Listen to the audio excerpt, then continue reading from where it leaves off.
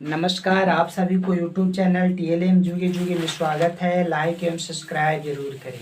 आज मैं बताने जा रहा हूँ कि किस तेल का खल्ली है जो मानव खाता है, बाकी और सब खल्ली नहीं खाता। जैसा कि हम जानते हैं कि बहुत सारे फसल है उसका तेल निकाला जाता है, मानव उसे उपयोग में करते हैं, खाने में, जलाने में और दवा के रूप में।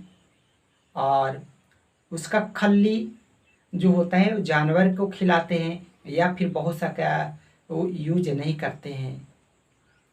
जैसे महुआ होता है, महुआ से फलता है तो उसको डोरी बनता है और डोरी का तेल निकाल के मानव खाते हैं। उसके दवा के रूप में जब फीवर ज़्यादा हो जाता है तो उससे लगाते भी हैं, उसे फीवर उतारता है। ये भी है डोरी का खल्ली। और उसका जो खल्ली जो होता है वो कोई काम का नहीं होता है। कहावत है कि डोरी के खल्ली न खाए के और न खोटे के। मतलब एक कहावत होता है, जब कुछ फायदा नहीं होता है तो वहाँ न डोरी का खल्ली न खाए के न खोटे के, मतलब कह देते हैं।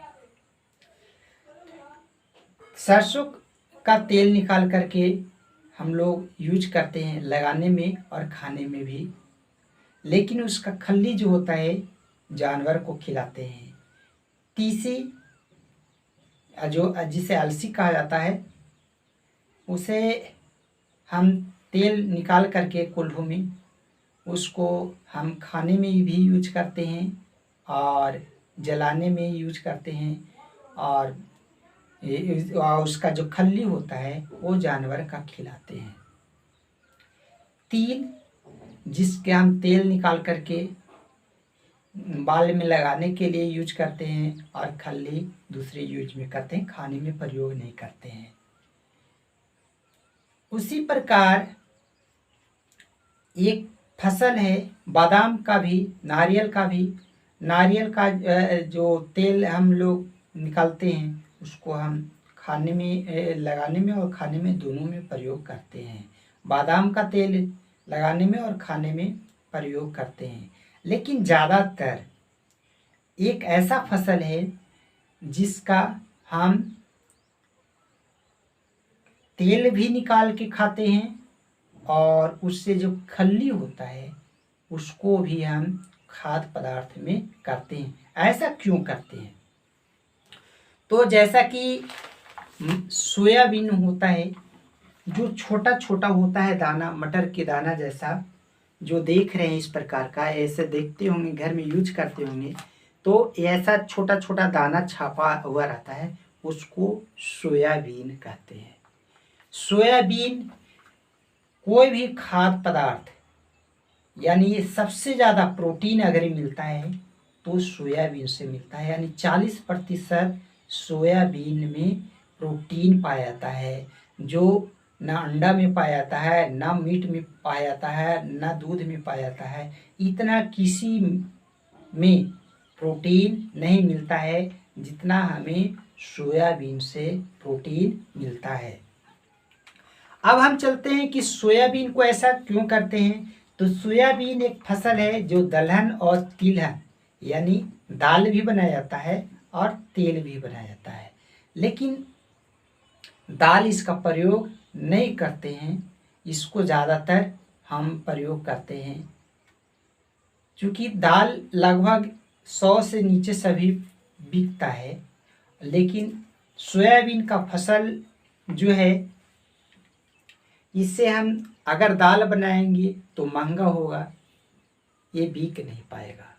लेकिन अगर हम तेल बनाते हैं, उसको पेड़ देते हैं तो इसमें फैट होता है 20%, वो सोयाबीन से फैट निकल जाता है यानी तेल निकल जाता है।